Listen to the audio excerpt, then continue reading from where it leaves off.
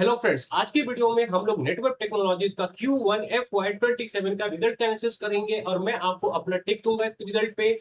और मैं आपको एक बहुत ही इंपॉर्टेंट चीज बताऊंगा, क्या ये company same growth rate future में कंटिन्यू कर सकती है या नहीं कर सकती है। मेरा क्या टेक है और जो भी आपको बताऊंगा वो डेटा बैक बताऊंगा।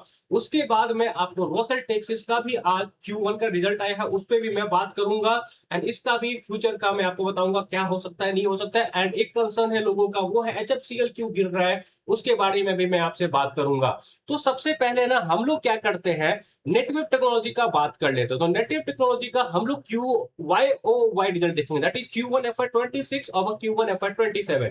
तो अब यहाँ पे क्या देख रहे हो, कंपनी का जो आपको रेवेन्यू ग्रोथ है वो लगभग 174% है। Overall revenue growth is 174%।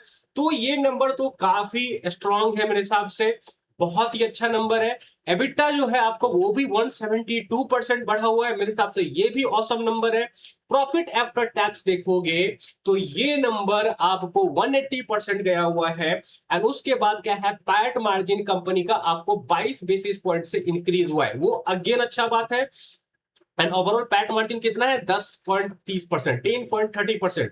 तो मेरे हिसाब से ये भी अच्छा है। कंपनी का क्या बोलना था पहले कि हम लोग 10 से 11% के बीच में अपना पैट मार्जिन रखेंगे, तो वो कंपनी कर पा रही है। तो यहां पे जो भी दिख रहा है उस पे मैं कंपनी को टोटल थम्स अप दूंगा, ठीक है, कोई डाउट नहीं है, टोटल थम्स अप दूंगा मैं यहां पे। एक और इंटरेस्टिंग बात बता देता हूं, कंपनी का क्या बोलना है कि हमारा income from AI system stood at 510 crore. And ये जो ग्रो हुआ है 484% हुआ है आपको ईयर ऑन ईयर। पहले मैं बता देता हूं कंपनी के बिजनेस के बारे में। कंपनी का दो बिजनेस मॉडल, मतलब अगर ब्रॉडली देखा जाए तो एक है इनका लेगेसी बिजनेस और एक है एआई सिस्टम वाला। तो आपको लेगेसी बिजनेस में ये लोग क्या करते हैं, सुपर कंप्यूटर्स वगैरह बनाते हैं एंड किसी कंपनी के लिए प्राइवेट क्लाउड बनाते हैं। प्राइवेट क्लाउड क्या हुआ, छोटा सा डेटा सेंटर समझ लो एक तरह से। तो आपको क्या समझ में, लेगेसी बिजनेस है जहां पे ये लोग आपको super computers and private cloud वगैरह बनाते हैं एंड इनका एआई सिस्टम वगैरह हो गया। जो इंडियन गवर्नमेंट का इनको ऑर्डर आता है डेटा सेंटर वगैरह का, वो एआई सिस्टम बिजनेस वर्टिकल के अंदर ही आता है। तो this is why you are saying 484% का ईयर ऑन ईयर ग्रोथ। क्योंकि अगर आप इस कंपनी को ट्रैक करते हो तो आपको पता होगा कंपनी को दो बार 2-2 हजार करोड़ के ऊपर का ऑर्डर मिला हुआ है इंडिया एआई मिशन का। तो दिस इज द रीजन कि कंपनी का आप देख रहे हो एआई सिस्टम का ग्रोथ हुआ है लगभग 500% ईयर ऑन ईयर। तो आई होप कि आपको समझ में आया होगा। तो मैं आपको एक इंटरेस्टिंग चीज यहां पे दिखाता हूं, वो क्या है कि कंपनी का मैं आपको और डीपर एनालिसिस करते हैं, ठीक है। तो रेवेन्यू ओवरऑल ये था 820 करोड़ Q1 FY27 में था एंड ये था आपको Q1 FY26 में। तो यहाँ पे क्या है, 170% के आसपास का ग्रोथ है। तो अब मैं इस बिजनेस को, इस रेवेन्यू को मैं डिवाइड करूंगा एआई सिस्टम एंड इनका लेगेसी बिजनेस में। तो आप देखोगे ये हो गया 44% का ग्रोथ एंड इनका कोर बिजनेस वर्टिकल है। कोर बिजनेस वर्टिकल का लगभग 214 करोड़ का रेवेन्यू था Q1 FY26 में। अब इन्होंने किया है 309 करोड़ का, क्योंकि this minus this equal to 309 crore. तो वो कितना बनता है, 44.6%। तो मैनेजमेंट का क्या बोलना था, हम जो अपने कोर बिजनेस को है उसको 40% के आसपास से ग्रो करेंगे।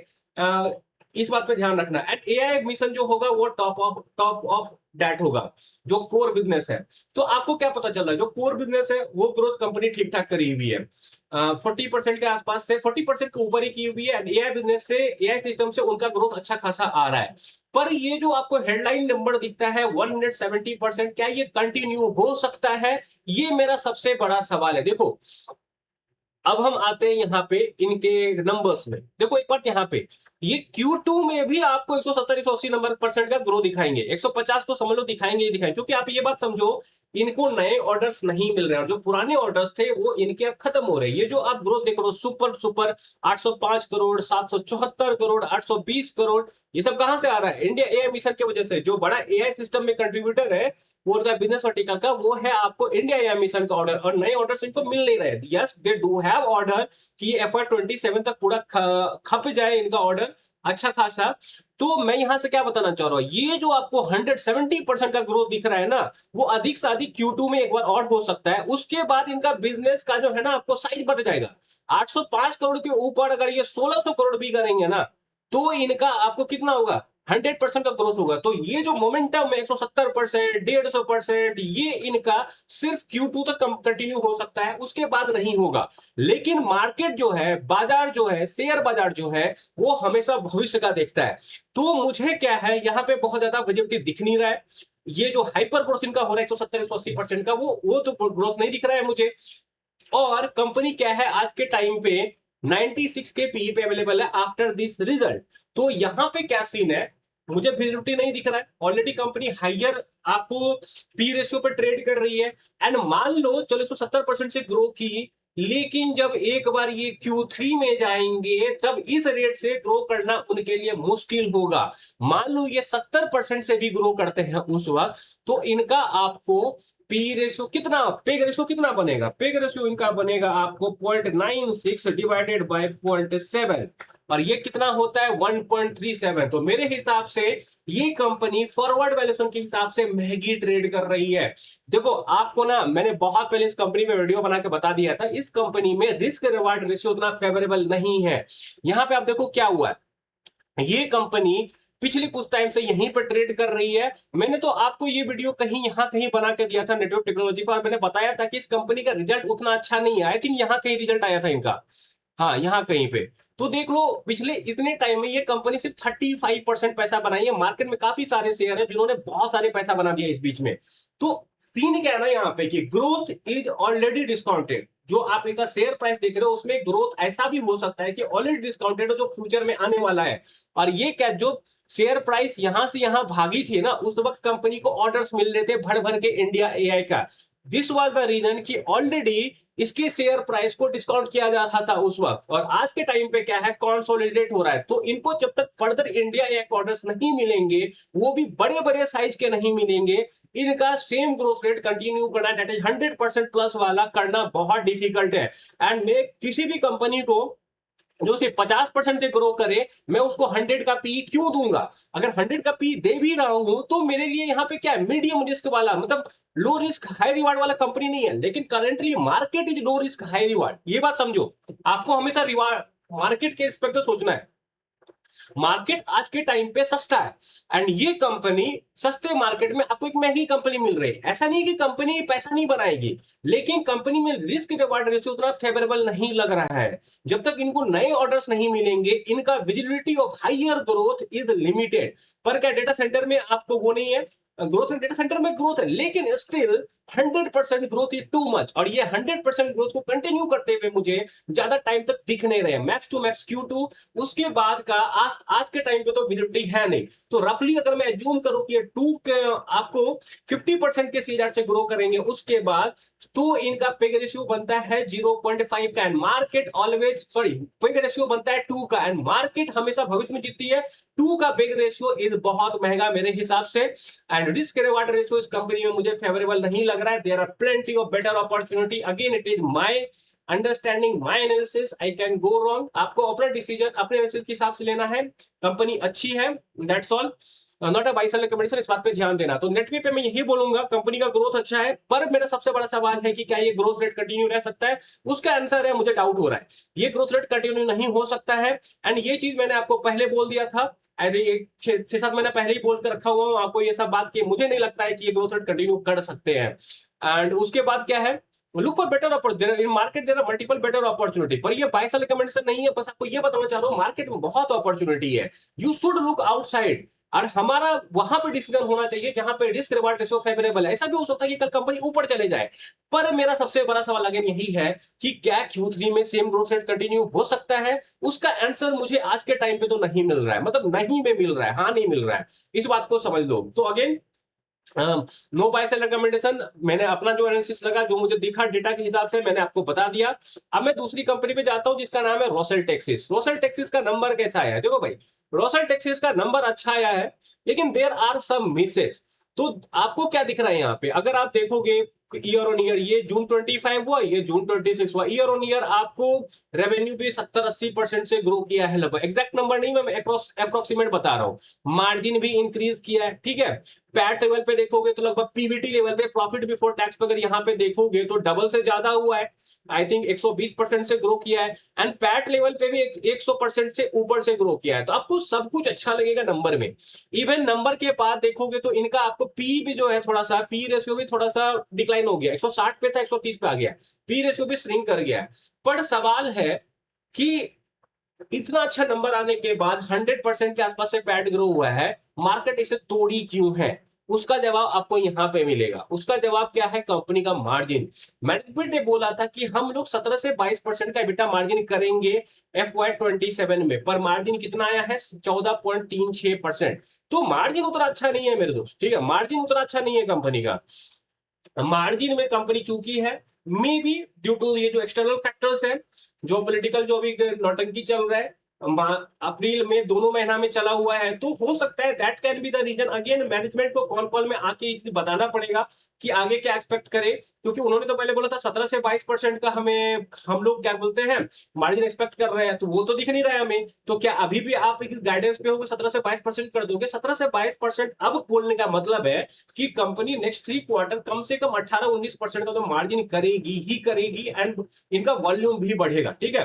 तो आपको ये ट्रैक करना पड़ेगा कि क्या कंपनी ये मार्जिन डिलीवर कर सकती है कि नहीं, जो बोल रही है। एंड अगेन उसका आंसर मिलेगा कौन कॉल में। कंपनी के पास क्या ऑर्डर है? ऑर्डर तो है। देखो रोसल टेक्सास का थोड़ा काम समझा देता हूं। तो ये लोग क्या करते हैं ना, आपको एयरक्राफ्ट जो आपको फाइट वो प्लेन्स वगैरह होते हैं, उसमें वायर हार्नेस वगैरह बनाते हैं, केबल असेंबली करना, इलेक्ट्रॉनिक पैनल का असेंबली वगैरह करना, तो ये सबका काम ये लोग करते हैं। एंड सेमीकंडक्टर में वो डिवाइस है जो कि आपको सेमीकंडक्टर चिप बनाती है, उसके लिए वायर हार्नेस बना। वायर हार्नेस क्या होता है? बहुत सारे वायर्स को एक जगह कलेक्ट करके सर्किट वगैरह जो बनाते हैं वो सब काम होता है। अगेन मैं रोसल टेक्सास पर डीप डाइव एनालिसिस वीडियो लाऊंगा फटाफट कुछ देर में लाऊंगा, और आपको बहुत अच्छे से बिजनेस को समझाऊंगा। अभी मेरा काम है सिर्फ रिजल्ट का एनालिसिस करना, तो रिजल्ट के एनालिसिस पे मैं ध्यान दे रहा हूं। तो देखो मैंने क्या बोला, कंपनी का क्वार्टर ऑन क्वार्टर नंबर वगैरह आपको अच्छा दिख रहा होगा, पैट अच्छा दिख रहा होगा, रेवेन्यू जब अच्छा दिख रहा होगा, लेकिन क्या है, मार्जिन में मिस है। मुझे ऐसा लग रहा है ये जियोपॉलिटिकल अनसर्टेनिटी की वजह से हुआ है। लेकिन अगेन क्वेश्चन तो फिर भी मैनेजमेंट से बनता है ना भाई, कि ये ठीक होगा कि नहीं। आपको क्या लग रहा है कि आपको जो बाकी 3 क्वार्टर बचा हुआ है, Q2 Q3 Q4, क्या इसमें आप 18-19% का मार्जिन कर सकते हो अपने गाइडेंस को मीट करने के लिए? तो ये बहुत बड़ा सवाल है जो हमें पूछना पड़ेगा। एक अगेन बात बता देता हूं, मैनेजमेंट ने क्या बोला था कि FY26 ओवर FY27 हम लोग सेम ग्रोथ रेट को कंटिन्यू करेंगे, and FY25 over FY25 over FY26 company का 80% के ऊपर का ग्रोथ रहा था। तो आप ये उम्मीद कर सकते हो कि कंपनी का FY26 ओवर FY27 भी सेम ग्रोथ रहे। दैट इज कितना रहे? 80% के आसपास का। अब मैं क्या करता हूं, आपको जाके कंपनी का कैलकुलेशन दिखाता हूं। तो ये मैं आपके लिए किया हुआ हूँ रोसल टेक्सास का फॉरवर्ड कैलकुलेशन। तो यहाँ पे मुझे क्या दिख रहा है, मान लो कंपनी 60% से ग्रो करती है FY27 में, तो क्या होगा, एंड 80% से ग्रो करती है तो क्या होगा। देखो मैनेजमेंट ने तो यही बोला है, हम लोग अपने हिस्टोरिकल ग्रोथ रेट को कंटिन्यू करेंगे। जो हमारा FY25 से FY26 जंप था, दैट इज 80% का, उसको कंटिन्यू करेंगे। तो उस हिसाब से मुझे 776 करोड़ से लेके मिनिमम इतना तो करना चाहिए मैनेजमेंट को, और जो ग्रोथ रेट इन्होंने Q1 में दिखाया उस हिसाब से तो करना भी चाहिए। ऑर्डर बुक भी है, पाइपलाइन भी है, तो करना चाहिए। तो ये एक नंबर है। दूसरा नंबर ये है, तो कंपनी का रेवेन्यू 76 करोड़ बनेगा, लगभग पैट 78-79 करोड़ के पास आसपास बन सकता है। पैट जब 3 गुना का आ सकता है, एंड फॉरवर्ड पी कंपनी का 42.84 का बनता है। आज के टाइम पे कंपनी का पी रेशियो कितने का है? कंपनी का पी रेशियो 130 के आसपास का। तो ये पी आपको श्रिंक करेगा फ्यूचर में, 42 के आसपास आ सकता है कंपनी का पी, इसका बहुत ज्यादा चांसेस है। अगर मान लो ये 80% से ग्रो कर लेते हैं, एबिटा परसेंट मैंने 20% लेके कैलकुलेट किया हुआ है एबिटा मार्जिन, तो उस केस में कंपनी आपको 36 के पी पे अवेलेबल दिखेगी। कंपनी आपको डिफेंस में काम करती है, सेमीकंडक्टर में काम करती है, तो पी मुझे रीजनेबल लग रहा है। कंपनी में अभी भी मुझे अपसाइड लगता है, अगर कंपनी जो बोल रही है एग्जीक्यूट करे तो, दैट इज 70-80% से ग्रो करें, मार्जिन 20% के आसपास आए। Again we need to track कौन कौन होने दो, इसका आपको पीपीटी वगैरह देने दो, मैं आपको एक डीप डाइव ही लेके आ जाऊंगा और रोसल टेक्सास पे। मेरे हिसाब से रोसल टेक्सास कैसा अपॉर्चुनिटी है, देखो फॉरवर्ड कैलकुलेशन तो मुझे यही सजेस्ट करता है कि कंपनी में अभी भी आपको क्या बोलते हैं जूस बाकी है, मतलब कंपनी में पोटेंशियल है अभी भी। पर डिपेंड करता है मैनेजमेंट आपको मार्जिन को लेके क्या बोलती है, क्या ये अचीव कर पाएंगे, कितनी कॉन्फिडेंट है मैनेजमेंट। क्योंकि मैनेजमेंट कुछ चीजें तो हमें बताएगी, देखो अपना कैलकुलेशन तो हम कर सकते हैं, लेकिन कुछ तो इनपुट हमें मैनेजमेंट की तरफ से लेना पड़ेगा। जैसे पहला तो यही हो गया यहाँ पे, क्या आपका मार्जिन बनेगा कि नहीं बनेगा, ये बहुत इंपॉर्टेंट सवाल है। कौन कौन होने दो, उस पर अच्छा वीडियो बनाऊंगा और बताऊंगा क्या बोला मैनेजमेंट ने। एंड अगेन फ्यूचर का ग्रोथ को लेके क्या बोल रही है, सेमीकंडक्टर बिजनेस इनका कैसे बढ़ने वाला है आगे, तो बहुत इंपॉर्टेंट रहने वाला है। अगर ये सेमीकंडक्टर में अच्छा खासा रेवेन्यू जब अपन ले आते हैं तो that's again will be a good boost for this company. देखते हैं आगे क्या होता है।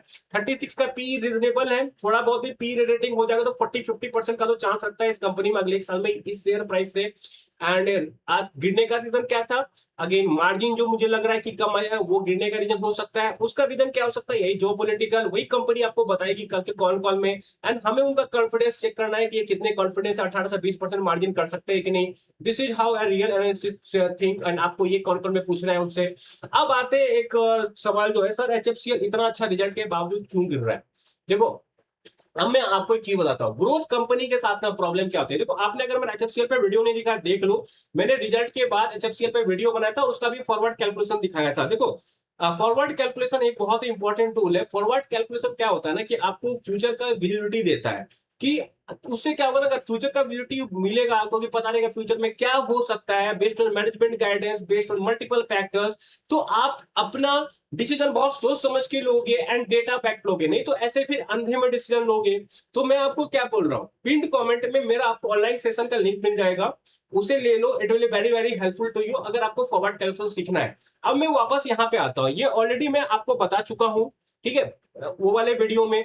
तो सिंपल मैनेजमेंट का क्या गाइडेंस है कि हम लोग 40% से ग्रो करेंगे FY27 में, एंड हमारा मार्जिन भी थोड़ा बहुत अच्छा रहेगा। तो उसके हिसाब से मैंने कैलकुलेशन किया था, तो 6900 करोड़ का रेवेन्यू आ रहा है, लेकिन मुझे लगता है कंपनी 8000 करोड़ का रेवेन्यू करेगी, क्योंकि ऐसे बिजनेस के लिए Q3 Q4 अच्छा है, ऑर्डर भी 26,000 करोड़ का है, तो 8000 करोड़ का रेवेन्यू कंपनी को करना चाहिए।